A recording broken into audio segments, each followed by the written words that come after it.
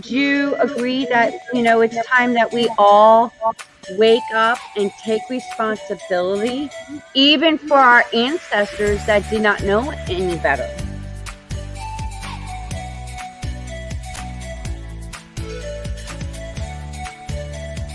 Been waiting patiently to have this kind of conversation.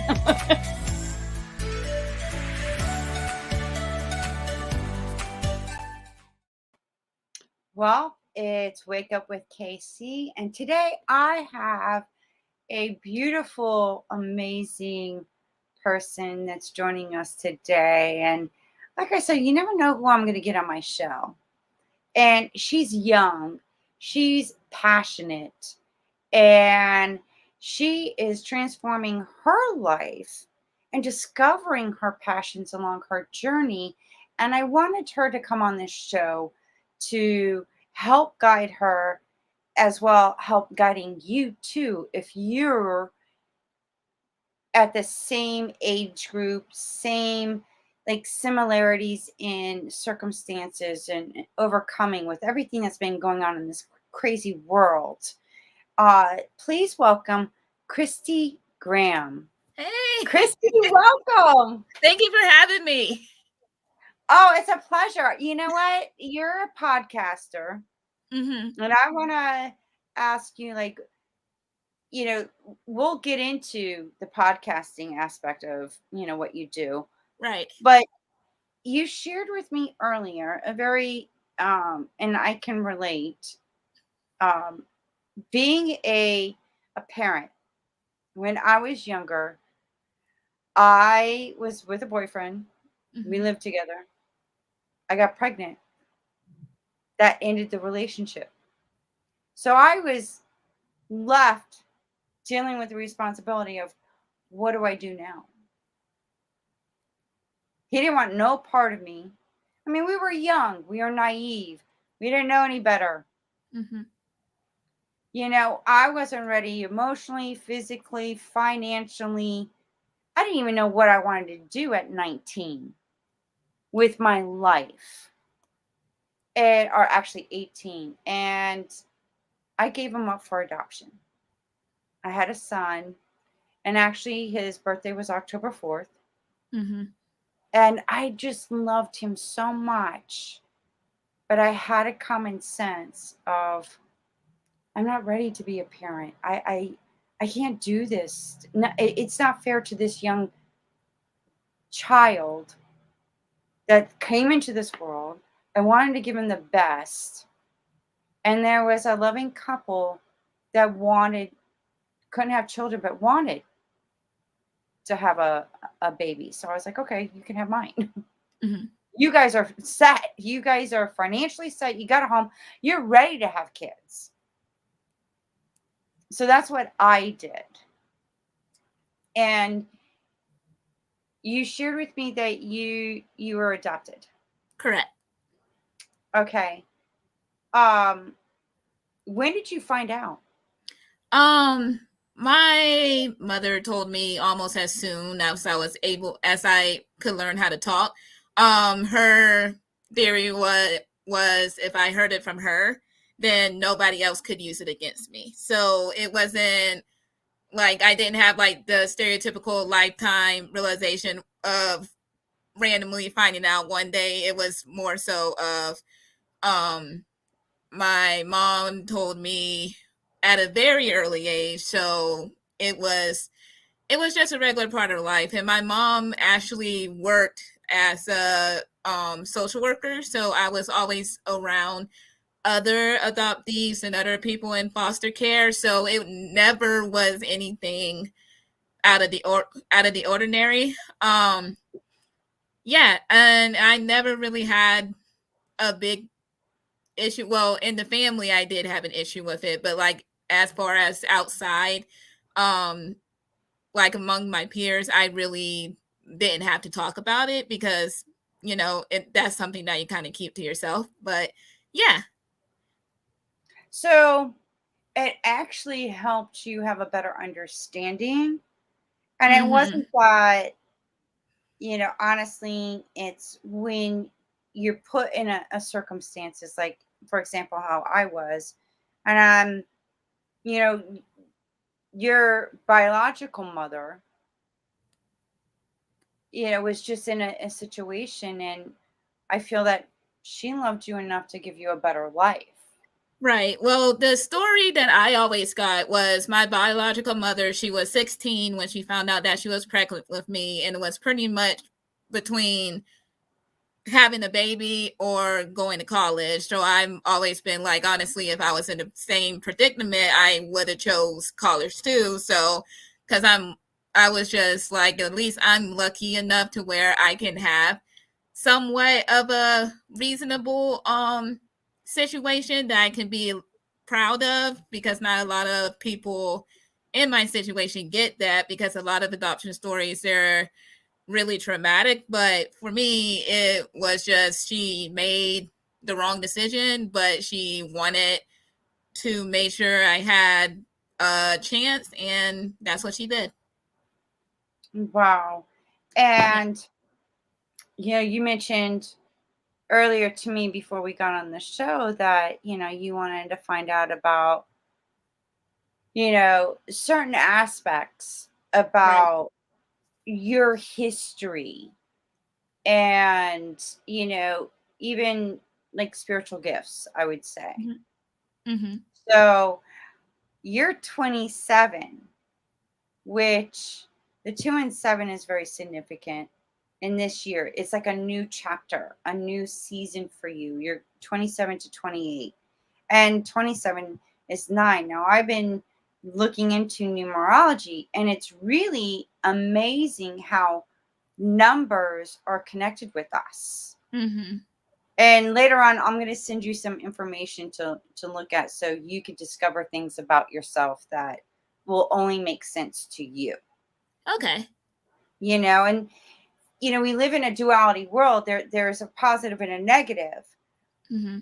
And the way I perceive things is I look at both, and the negative could be some, weaknesses or habits or patterns that I can just take as data and say, okay, if these are the weaknesses, then I need to pay attention and work through those to where I'm not repeating those habits or patterns. And then it helps Exactly. with my strengths. So um, it's all good for you. I can tell you that much. I just can't remember what the numbers are, just like I had a brain fart. Sorry. Um, but then let me ask you something. So you went through life knowing that you were adopted, but you're still loved, Mm. taken care of. Did you discover any passions or any interests that you liked when you started growing up? Not when I was growing up. It didn't develop until after I moved. Because growing up, like I was telling you before the show started, I grew up in really strict Southern Baptist household. Wasn't really able to explore. Um, like I said, until after I left the house.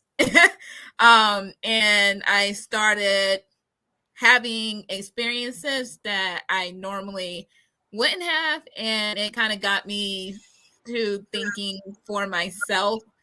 Um, and yeah, it's really weird how life works sometimes, because it's like, okay, you were taught one thing growing up, and then you have this one experience that makes you kind of just question pretty much everything about yourself. And that's kind of what I'm going through now. And it's not necessarily a bad thing. Um, but it's just been, I said this word before, it's just been interesting. It hasn't been good or bad. It's just I'm finding out more now that I'm being exposed to different things that I probably wouldn't have been had I just stayed where I was. And wouldn't you agree that it's, because Southern Baptist religion, It's all a program. It's a Right. belief system. And if you look at history, because I love history, and when I did the same thing as you, I got out of it, but I was also experiencing things even in the religion realm, going to church, certain churches and having experiences. And, because I don't know any better, Right. I'm looking at them and they're telling me, oh, it's the fire of God on you. It's the Holy Spirit. You're drunk in the Spirit and all this other stuff. When Mm-hmm. that wasn't so. Well, my kind of, I guess my epiphany, is what you'll call it, was, well, a lot of my trauma came from religion. Not saying that religion is a bad thing itself, but it depends on who you have that's like in charge, and a lot of times it wasn't good. But I will say that um recently, I never really had like spiritual encounters or anything like that growing up, and I was always told, okay, you do bad things, you go to hell, you do certain stuff, you're deemed hell, yada yada yada. But I recently had a friend pass away, and she paid me a visitation, and she looked happy, and I started questioning. I was like, first of all, just obviously the visitation itself. But second of all, I was like, okay, this is making me question everything I knew about religion, because by religion standpoint, because of what happened to this person should be in hell right now, but when I saw her, it was the happiest I ever seen her. So that's when I started to be like, okay, maybe there's other stuff out there that's not necessarily what we were conditioned to believe. Right. Because religion was created by man, Mm-hmm. not by God.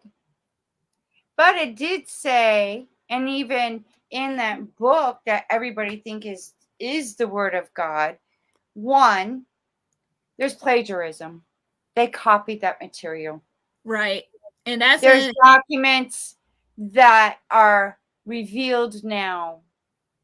There's writings from ancient civilization written on tablets in cuneiform writings that if you study and translate, and you could translate them, and there's others that have translated them and written books about them.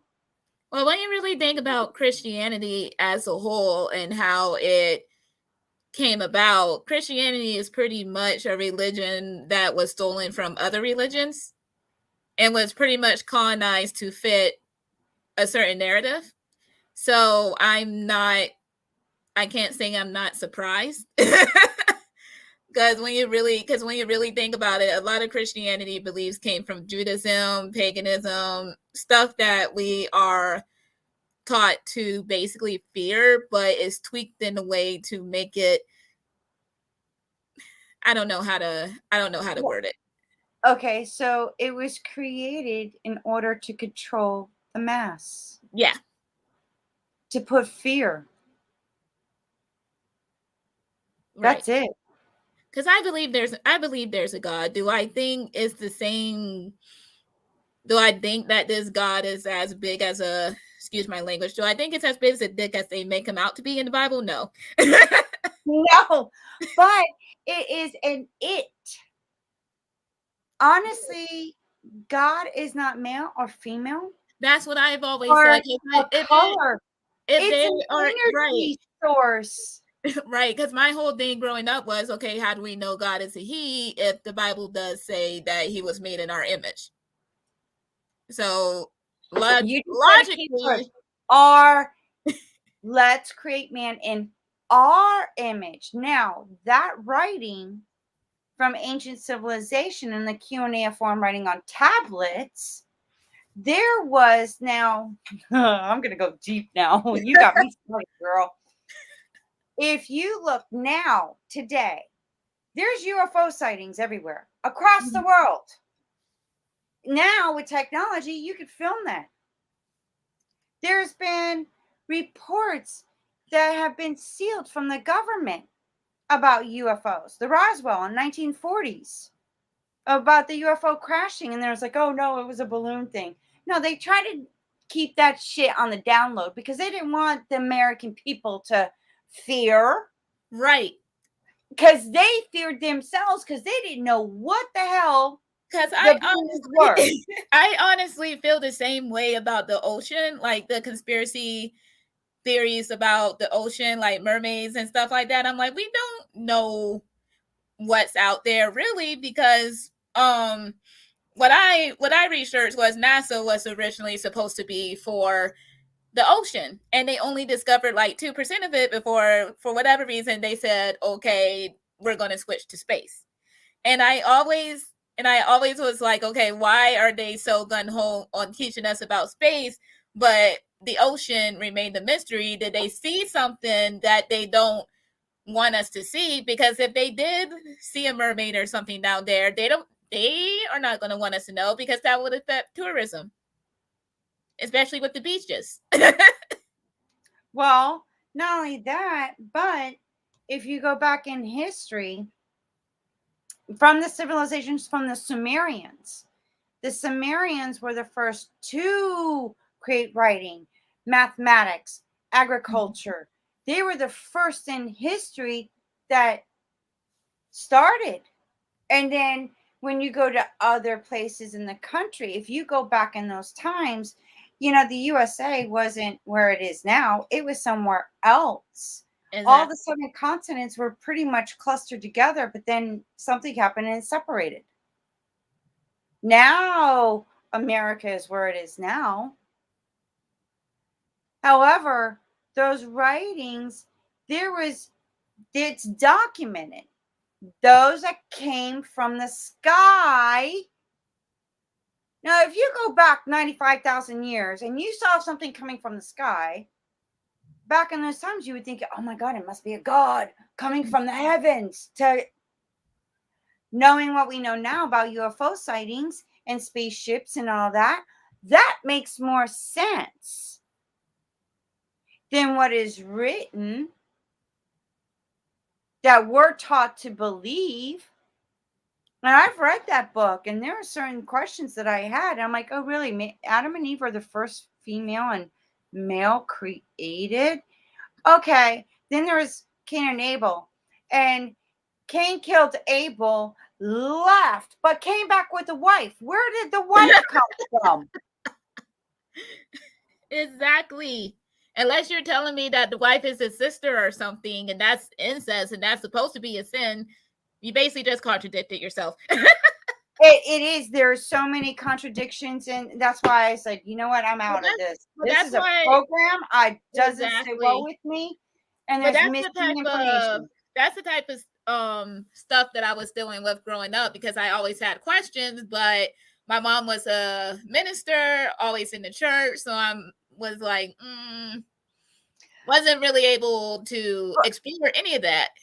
But wait, this gets even more. Let me ask you, did you ask this same question? Because they're like, oh, money is the root of all evil. But you see them, but you got to give tithes. You got to give 10% of your income. And I'm like, exactly. Like I honestly never understood like I didn't know until recently that the pastor was even paid. And it just kind of seems dishonest to me, because growing up, they would always say, oh, the money's going back to God and yada, yada, yada, is going to the church. And then I grew up and I'm like, wait, that's not true. So basically a majority of pastors are being paid under the table. No, they're getting paid a salary, but they got to pay for the building. They got to pay for the other employees. They got to pay for the electricity. They got to pay for their equipment. It's a business. That's all it is. Yeah. Yeah. So I'm so proud of you for asking those questions. Because you know why? Because the information that you are receiving did not resonate with your soul. You know the truth because the truth is inside you. Mm-hmm. Yeah, it's And been I'm so proud of you. interesting. It's been interesting to discover because like I said, even with witchcraft, that basically you talk about that, you're automatically, But see, doomed. that's a label, though. Do Yeah. you know in history? I mean, they just called them witches because but But in oh, reality, they were witches were casting out there before spells. They Christians. were casting spells. I'm like, we cast spells on ourselves and other people just by the words we speak. And then the thing about it, witches came before Christianity. They were called pagans, but they were doing healings. They were, you could even go back into the Egyptian times that they were doing. And then in Greece, they were doing similar things. They just had a different way of practicing the healing arts. Mm-hmm. But then when religion came in, they're like, oh no, that's witchcraft, that's the Satan stuff. This is you gotta they were ending the connection to the spirituality that we had originally. Mm-hmm. And based on, if I go back to Mbarambi, the code and laws, which is 283, that's interesting stuff that people translated. They were able to translate out of 283.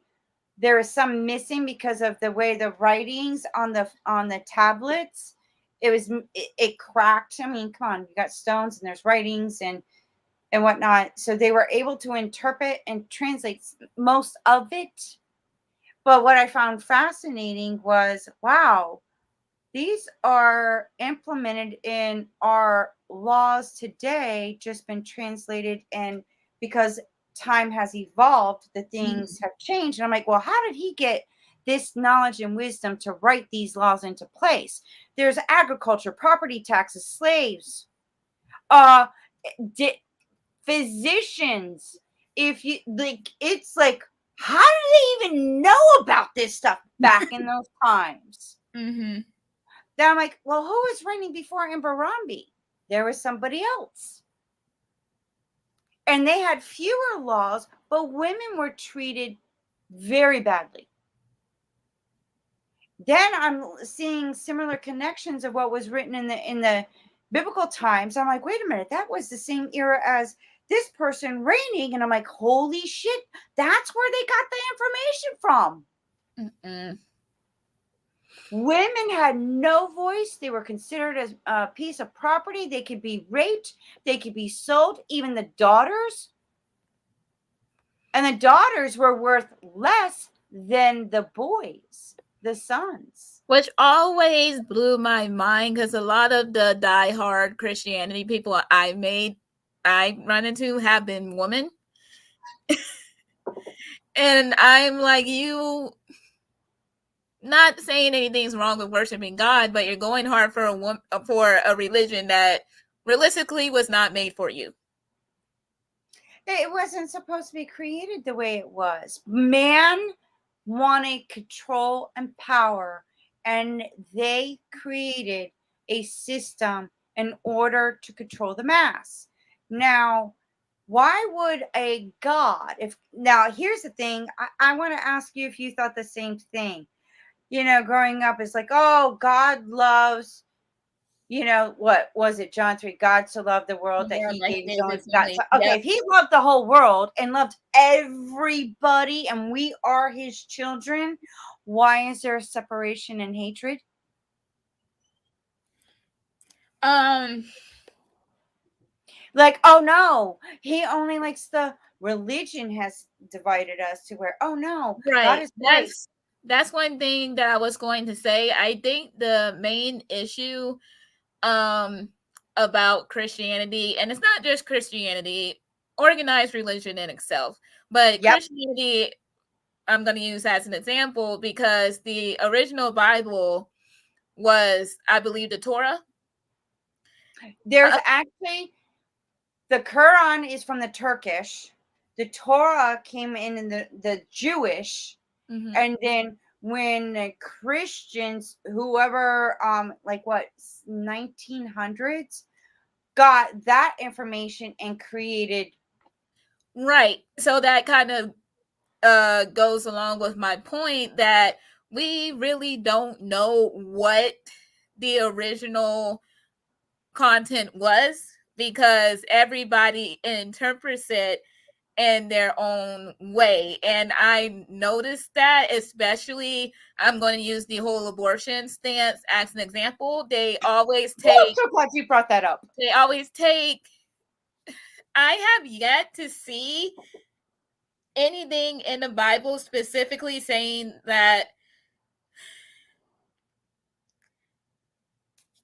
I don't know, that, like, I seen murder is a sin, but I have yet to see anything about abortion or whatever. Actually, it says something about miscarriages, but anyway, it just like people interpret the Bible to fit their own beliefs. Agenda.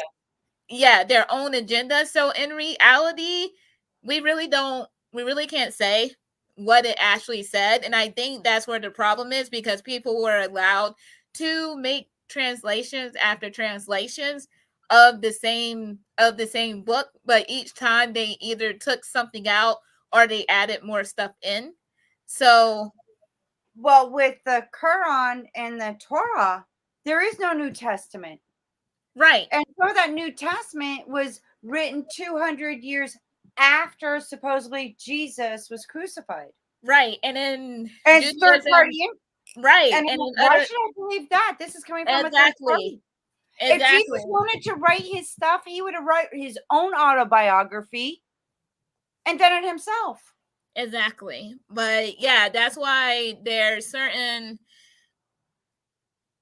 I am really conflicted about it, just because I'm like, yeah, the Bible, whoop-de-doo, but it has been rewritten so many times. Who knows what it actually said? But there's a lot of stuff that people love to quote on certain topics that I'm like, okay, that's a little hypocritical, because earlier in this book he said da da da da, but they don't understand. They're just using it.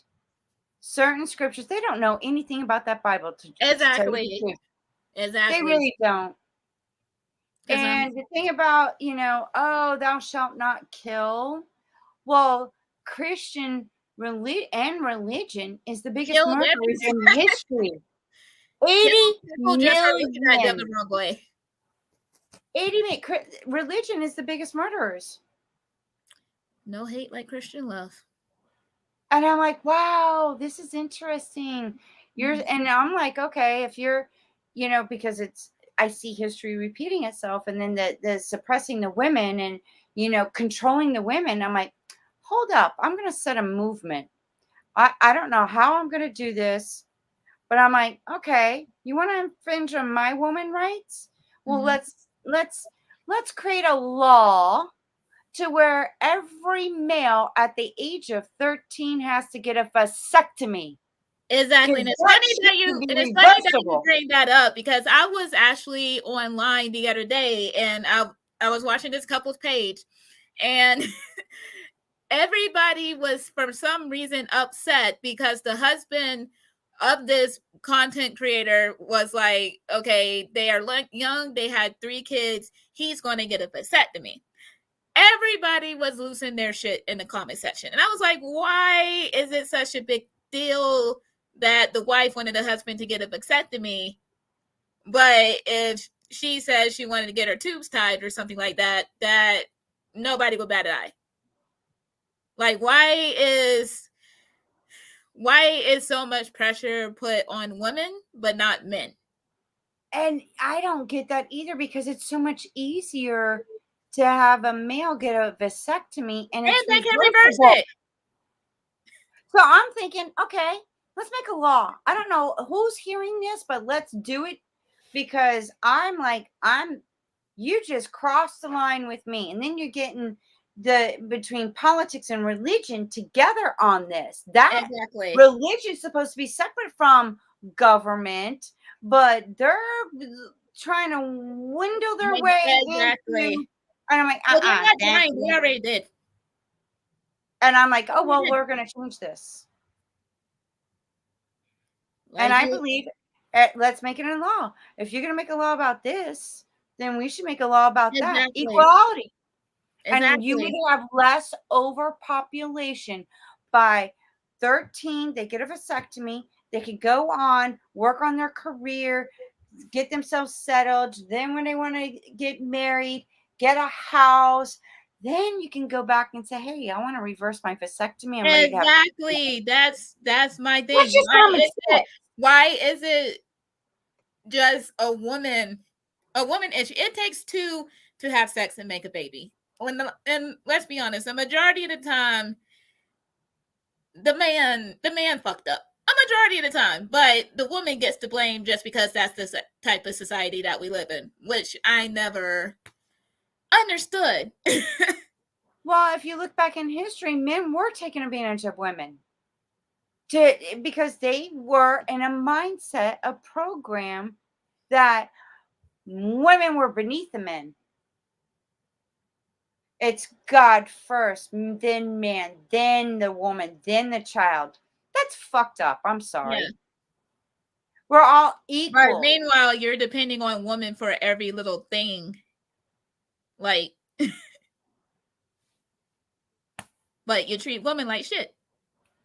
Like yeah, but we're the ones that produce if all and the women in create the the world, life and bring life into this earth. So I would like, you better think about that. exactly.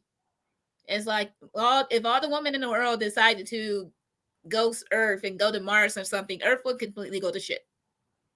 Well, honestly, I think if you get religion out of the way, okay, and get women to really wake up to their true essence of who they are and get them to start structuring and running our government and whatnot, there'd be a lot more peace, I think. It would if women will learn how to stop being so petty towards each other. The problem is a lot of women aren't mentally mature yet. So I think It's the programs, the right, beliefs, like we right, were brought up in. right. But So if I'm you like, tap I'm not saying that is right for them to be skeptical about having women in offices and stuff like that, but historically speaking, when we get pissed off, we can do some fucked up shit and then think about the consequences later. So Well, but I do think that if women, especially American women, if we could just get like our shit together and just take over, then yeah. Because I personally think that there needs to be more of an age restriction about who's in office anyway. Because why do we have an almost 80-year-old man running the country? You know what I mean? oh, not just 80, but there's women too.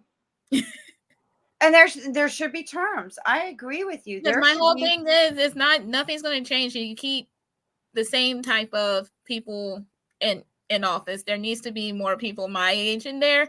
But the problem is, you know what? We're gonna go. Well, John F. K. John F. K. Yeah, John F. K. I was want to say K. Kennedy, but it's John F. K. He was 34 when he was president. Mm-hmm. And I noticed at times I'm like, wait a minute, he was 34 when he was president. But you gotta, but back then, presidents, they were older. And I'm like, but back then the lifespan, maybe the lifespan, because I do know that as the decades though, the lifespan changed. So maybe around his age, maybe it was considered old. No, he was the youngest. If you go back in history of the presidents, he was the youngest. Then I don't know. But I mean, it's fascinating to me. I'm like, why is it that there's a bunch of older men becoming president, and what about the young ones? Exactly. You know, and then I look at some of these politicians, like, what about these younger ones?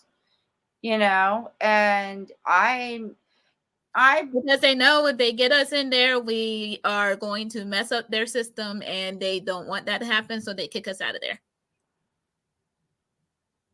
That's a good perspective for looking at that. Just saying. That's interesting.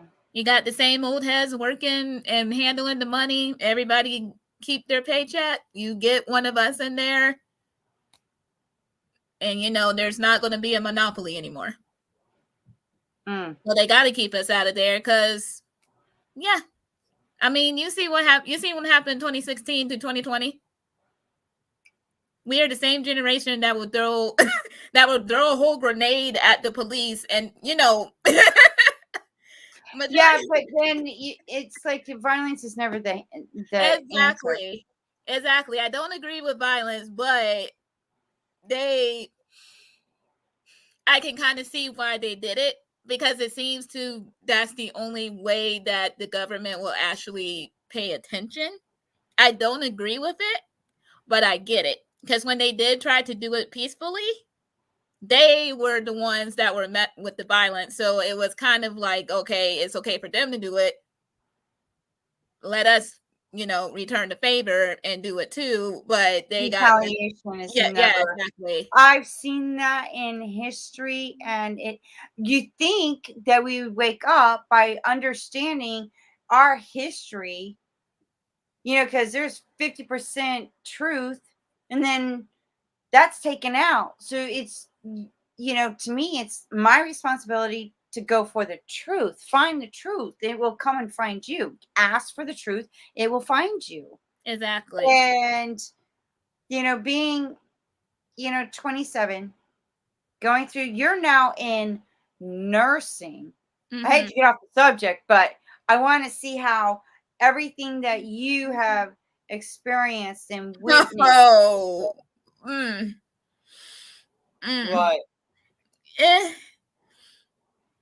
Well, what specifically do you want to know?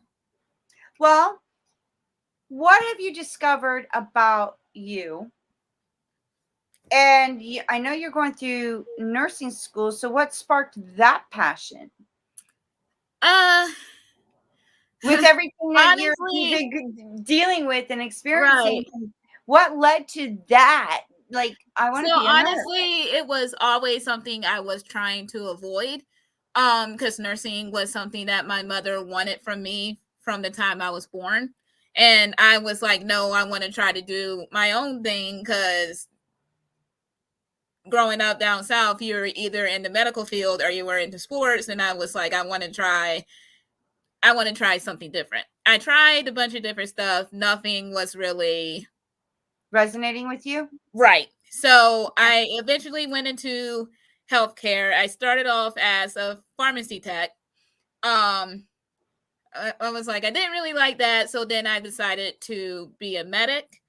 And while I was on the truck one night, I was like, you know what? I kind of like the nursing side of it more than I like the other stuff that we have to deal with. So I switched from being a medic, and I got hired at a nursing home. And I got my CNA certification, and my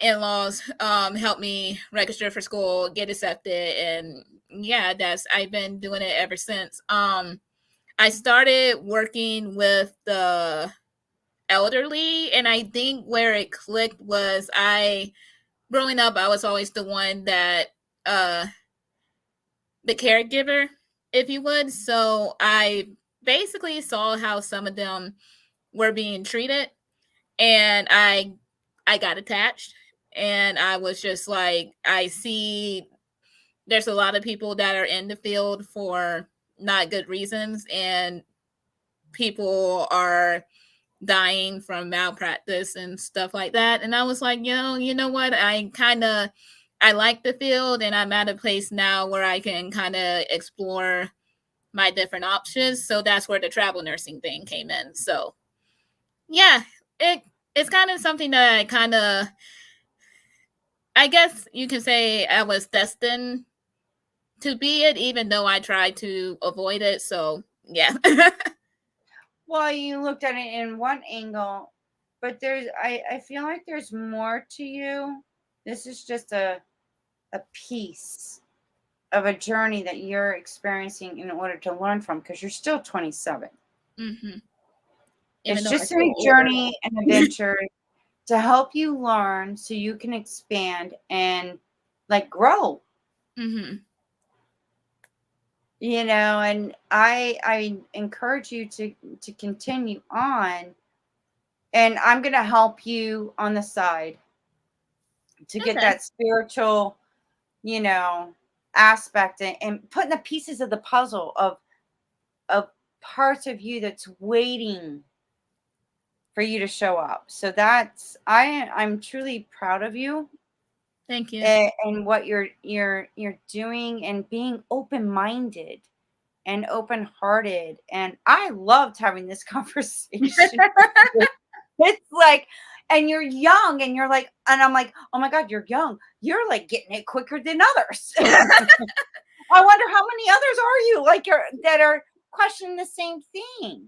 Yeah, and I kind of said, I was having this kind of conversation with a guest I had on the show a week ago. That was like, I kind of feel like the stuff that I've been through, I can kind of be a little more open minded, as traumatic as it was, but because I'm like, I've seen it all. Nothing phases me anymore. Like I said, as long as you're not doing anything illegal.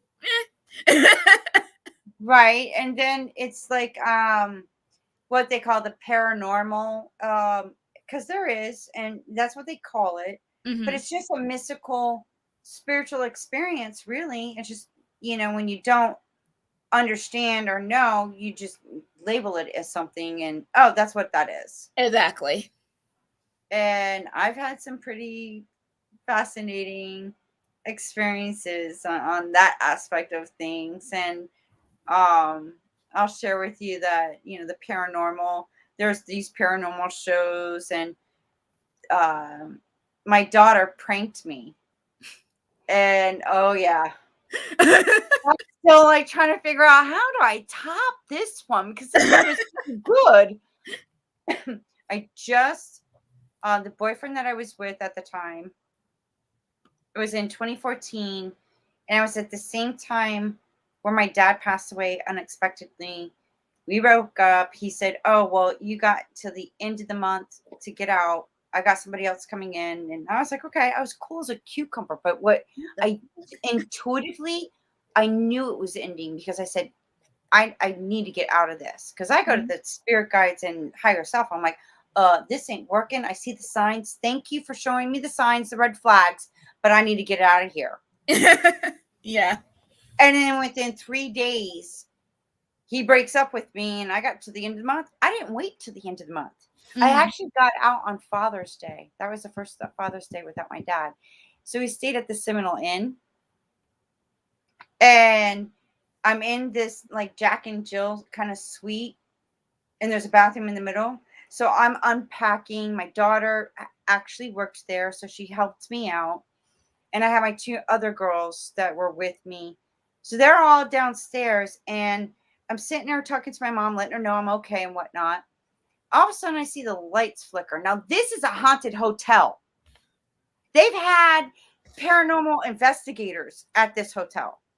It's an historic hotel, Seminole Inn in Indiantown. Mm-hmm. So I'm seeing the door to the other bedroom was closed. The bathroom door was open, but I'm seeing the lights flicker, and I'm like, Mom, I'm gonna go have dinner with Katrina now. I'll talk to you later. I love you. So I'm like, okay, here we go. Now I got these spirits in here, and I I don't like feel to like good with y'all feel today. something. She didn't know I was actually feeling something, but she was on the other side of the door. So she So had like a I'm going flashlight or into the something. bathroom. Wait, hold up. I go in the bathroom. I'm like, okay, guys, I know you're here. I could feel you. She flies open that door. Can you feel me now? I screamed bloody murder. She laughed so hard she fell. And I'm crossing my legs, holding on to the door frame, going, I just think I just peed in my pants.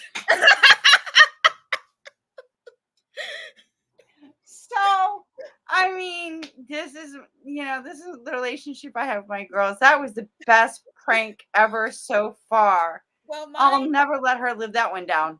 Well, mine wasn't. I know we're running out of time, but I had to share this. But so, like I said, growing up, I never really had any experiences with anything like spiritual or paranormal until recently. So there was one day I was in my kitchen and I was talking to my sister-in-law and I was just yabbing, minding my business, and I looked down and I see a feather on the stove.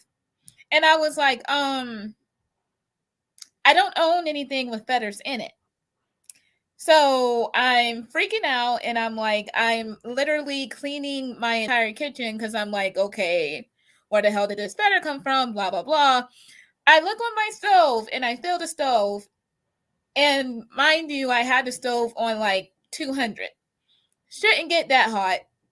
Stove felt like it was on freaking fire. Long story short, stove was messed up to the point that if I would have not paid attention to it, house would have been gone. So, on that note, and your guardian angel, left you a message on the stove because there was something wrong, and it was actually sending you the message to help save you. Yeah. And I still those are the awesome messages. Yeah. And I still had that feather because, like I said, I was asking my boyfriend, I was like, do we own anything with feathers in it? And he's like, no. But it's like, it's a white feather. But like, yeah. So we have guardian angels, spirit guides from other dimensions as well. So I'm just going to give you a heads up on that one. But yes, we do have angels, and sometimes our angels are not what we were taught to believe with the wings and all that. Mm-hmm. So you keep rocking, and I'm so honored and grateful for connecting with you. Mm-hmm. Bless you. I wish you well, and we're going to be in touch. Contact. I just adopted you. You are my daughter now, so congratulations. Welcome to the family. I'm here to help you on your spiritual journey, and it's truly an honor to do that. Thank you so much. I didn't even realize it's been it's been like almost an hour. That's how my show goes.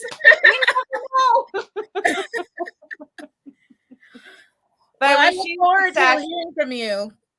Yes. I want to get started on this kind of ASAP. Definitely, and keep going with your podcast. And I have anybody that wants to reach out and be a guest on your show, you can reach Christy on her podcast. I put it in the description. So definitely reach out if you want to be a guest. You know, she's open and willing to talk about anything and pretty much everything. Yep. We'll have to have you on the show again, and let's talk about sex. Yes. What position? Oh, girl, we're definitely gonna come back. You're gonna be on, and we're gonna talk about that. I mean, I don't know what you're talking about. Oh yeah. Mm-hmm. I'm innocent. She's giving me the look like that's bullshit. She knows I'm full of shit already. Yep. Hey, I can feel when someone's telling me the truth, and I know I can feel when someone's bullshitting me too. That's a gift I have. Thank you. If you're serious about it, yes, let's do that episode. Okay, definitely. Oh, we're gonna get down and dirty in a whole awesome way. But thank you so much. I had a good time. Good. I did too. Well, there you go. You never know what I'm going to talk about on this show. And I love Chrissy. She's young, vibrant, and she's on this amazing journey and adventure to discover who she is and going through her transformation. Yeah, we sort of got a little sidetracked, but hey, this is what Wake Up with KC's all about. You never know who I'm going to have. Stay tuned for the next episode of Wake Up with KC.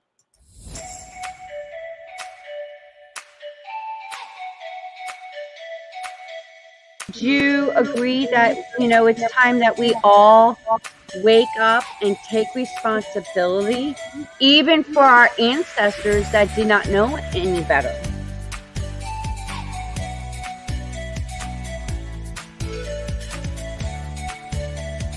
Been waiting patiently to have this kind of conversation.